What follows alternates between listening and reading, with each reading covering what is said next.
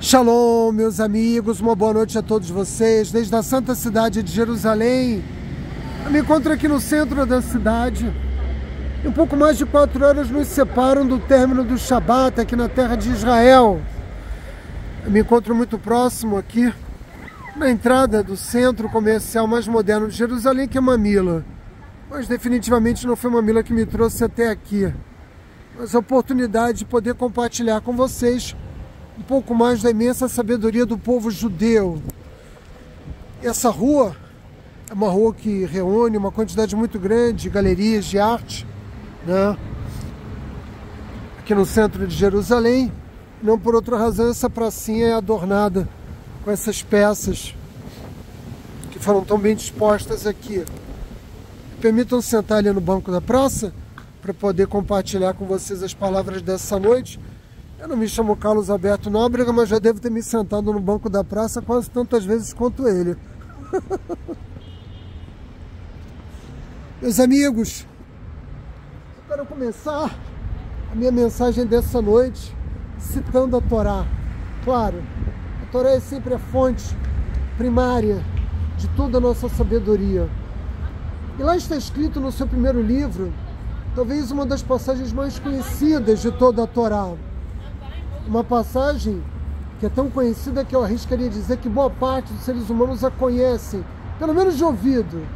Lá está escrito em Bereshit, e a terra estava incrivelmente vazia, e as trevas cobriam a face do abismo, e o Espírito de Deus pairava sobre a face das águas, e Deus disse: haja luz, e houve luz. Guardem essas preciosas palavras, porque elas vão ser úteis ainda na noite de hoje. No início do século XXI, um filósofo, um pensador político norte-americano, que alcançou grande prestígio entre os seus pares, foi o principal responsável, as suas ideias, por lançar aquilo que nos Estados Unidos foi classificado como um movimento progressista moderno. Esse intelectual se chama Saul Alinsky, e ele foi também responsável, o principal responsável, pelo lançamento da candidatura de Barack Obama à presidência dos Estados Unidos, que, como vocês sabem, foi exitosa. Barack Obama governou, né, os Estados Unidos durante 2 mandatos. Mas o que me importa na obra de Saul Alinsky é o fato de que ele escreveu uma de suas obras as seguintes palavras: o diabo, ele mesmo, o Satã, foi o primeiro rebelde da história mundial. E eu devo dizer a vocês que ele não poderia estar mais equivocado. Saul Alinsky estava errado. Na noite de hoje eu procurarei demonstrar a vocês o quão errado ele estava, dizendo que durante os primeiros 1656 anos da história humana, a humanidade cometeu todas as abominações imagináveis que poderia ter cometido naquilo que nós classificamos como as sociedades pré-diluvianas. Foi roubo, foi assassinato, foi estupro. É um leque muito extenso de crimes contra Deus. E Hashem resumiu tudo aquilo que o homem fazia sobre a face da terra com uma única palavra. Que palavra foi essa? Hamas. Hashem ficou tão zangado com a ordem estabelecida pelos seres humanos no mundo que decidiu destruir a humanidade, como nós bem sabemos, por meio do dilúvio, pelo Mabu. Mas a verdade é que, embora a terra tivesse agora sob a responsabilidade de repovoamento de Noé e seus descendentes, a sociedade que se seguiu, as sociedades pós-diluvianas, não foram muito melhores do que as sociedades pré-diluvianas. E nos séculos que se seguiram a Noé, ergueu-se um governante chamado Nimrod. E Nimrod governou o mundo. E ele, mais do que qualquer outro, abertamente se rebelou contra a autoridade de Deus. Ele mesmo foi responsável pela tentativa de construção da Torre de Babel. E o seu objetivo era um só: travar uma guerra contra Hashem. Ele acreditava que a torre poderia levá-lo até os mundos celestiais e dessa forma iniciar uma guerra contra o Criador. De modo que durante os 2000 primeiros anos da história humana, a ordem estabelecida pelos governos humanos que existiram sobre a face da Terra, pelo Hamas, era a ordem da idolatria, a ordem da imoralidade, a ordem da injustiça. Até que o primeiro rebelde da história humana, de fato, se ergue. E ele se ergueu para derrubar toda essa ordem. Quem foi o primeiro rebelde da história humana? Abraão Avino. Abraão Avino foi o primeiro a lutar e conseguir derrubar, no seu tempo, a ordem aceita. Aquilo que pareceu os seres humanos ser o mais certo. Abraão Avino, por isso mesmo, é o pai da nação hebreia. Aliás, é preciso que se diga que hebraico, significa justamente passar pelo outro lado. Foi justamente o que Abraão Avino e Sara fizeram ao dedicar suas vidas à luta contra, o mundo governado pela maldade. Abraão Avino foi o primeiro a declarar a unicidade de Deus no mundo.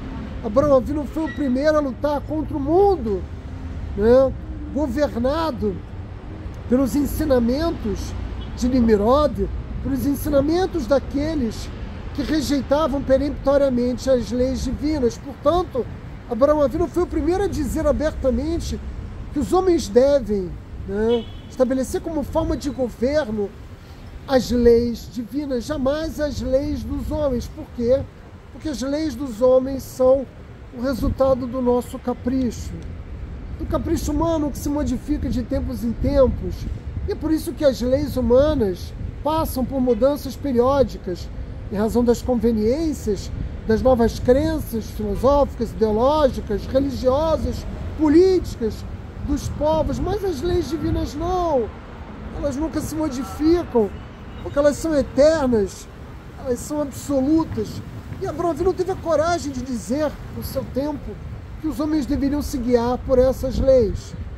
Mas a verdade é que esse mundo em que nós vivemos, e também aqui em Israel, a maioria dos seres humanos ainda é governada pelos discípulos de Nimrod, pelos discípulos de Lavã, pelos discípulos de Bilã, pelos discípulos de Esav, pelos discípulos de Ismael.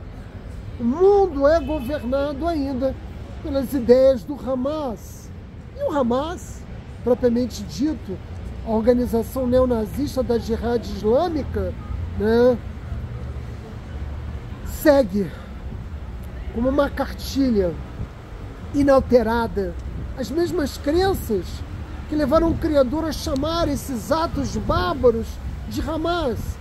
O Hamas, a organização da Irmandade Muçulmana que governa Gaza, é também uma organização que orienta suas ações políticas e militares por assassinatos, por estupros, por roubos. Pois vejam, logo depois que o exército de Israel conseguiu tirar o Hamas das cidades israelenses, nós podemos começar a resgatar os corpos de mais de 1.200 judeus assassinados.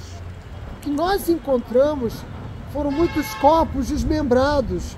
Mas o mais curioso é o fato, e é isso que chama a atenção, de que nenhum desses corpos que foram encontrados havia uma única peça de joalheria. Não havia um anel, uma aliança, um relógio, um bracelete, um colar, uma tiara, nada, absolutamente nada. E vocês sabem por quê? Porque o Hamas, eles não são mais do que ladrões de cadáveres. Eles seguem a mesma ideologia de abominação que as sociedades pré- e pós-diluviana estabeleceram como padrão de uma ordem humana que precisa ser destruída. Que Abraão Avino foi o primeiro a se erguer contra ela e que ele se manteve firmemente contra, durante toda a sua vida, essas crenças que marcavam a idolatria de seu tempo. E é preciso dizer, meus amigos, que logo após o 7 de outubro, as pessoas de bem evidentemente não podiam ter outra reação a não ser ficarem horrorizadas com os fatos que tiveram lugar e que se assemelham muito, como eu já disse inúmeras vezes, aos crimes praticados pelos nazistas durante o Holocausto. E aqueles que entendem muito bem a luta que nós temos travado ao longo de milhares de anos, né? A luta iniciada por Abraão Avino, do bem contra o mal, aqueles que entendem o seu significado, sabem o quão traiçoeiros foram esses crimes diante dos olhos de Hashem.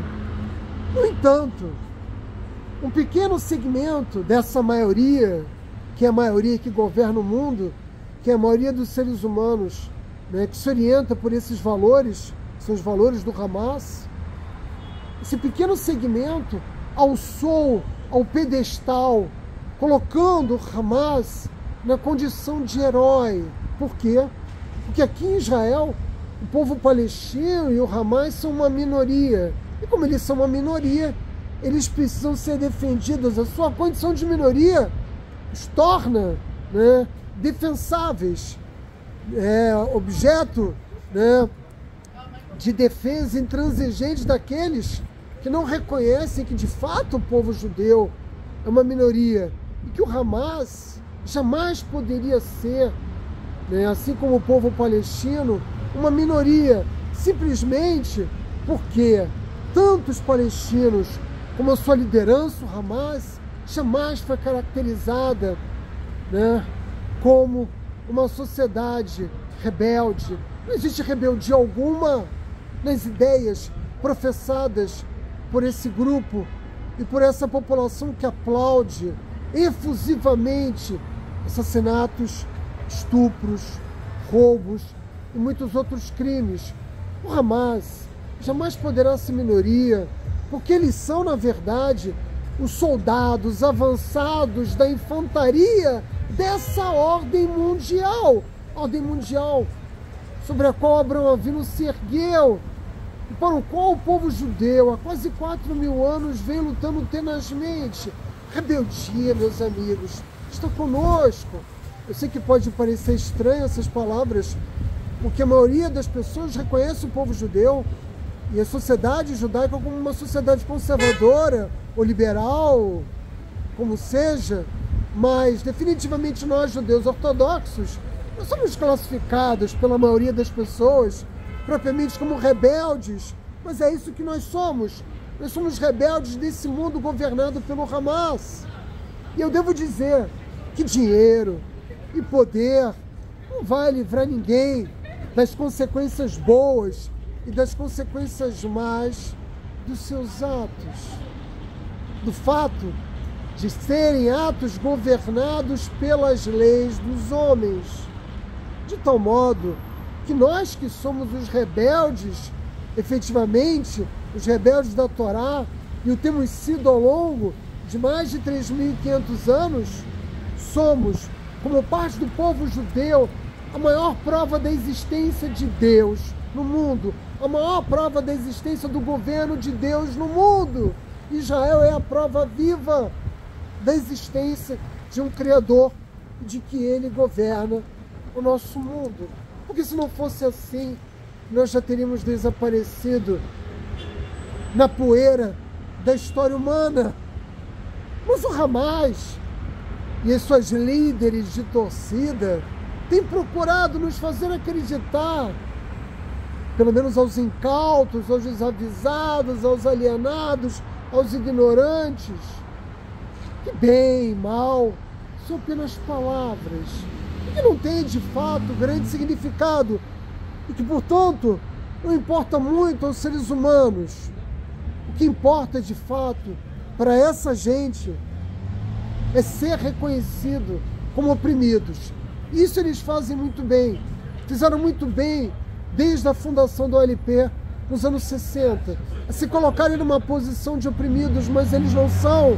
E eu poderia, né, dissertar longamente sobre isso aqui, demonstrando como os palestinos não são e nunca foram um grupo humano submetido a qualquer tipo de condição aviltante ou mesmo que eles possam ser classificados como uma minoria.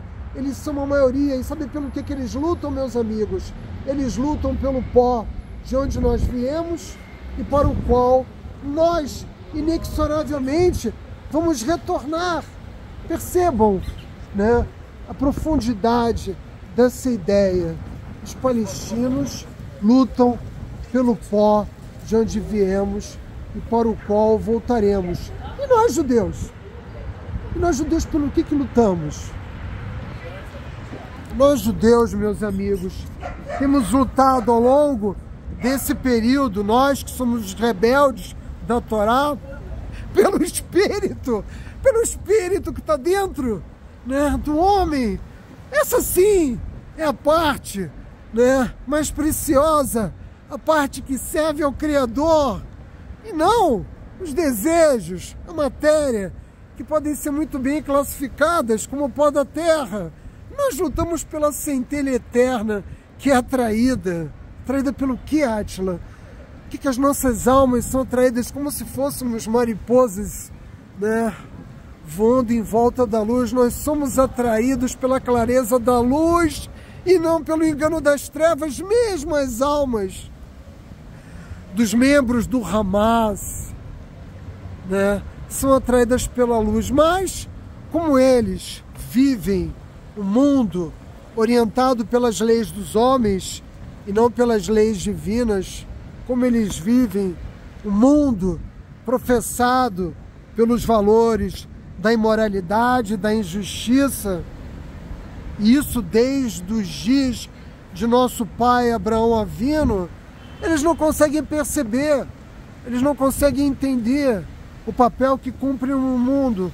Por outro lado, nós, judeus, nós temos sido leais ao longo dos séculos, ao longo de milhares de anos, ao único rei, ao único e verdadeiro rei, ao único que foi de fato o rebelde supremo, que diante do abismo e do vazio criou toda a existência, do rebelde supremo que criou a nossa existência, destruindo, derrubando o caos que havia e colocando no seu lugar a luz.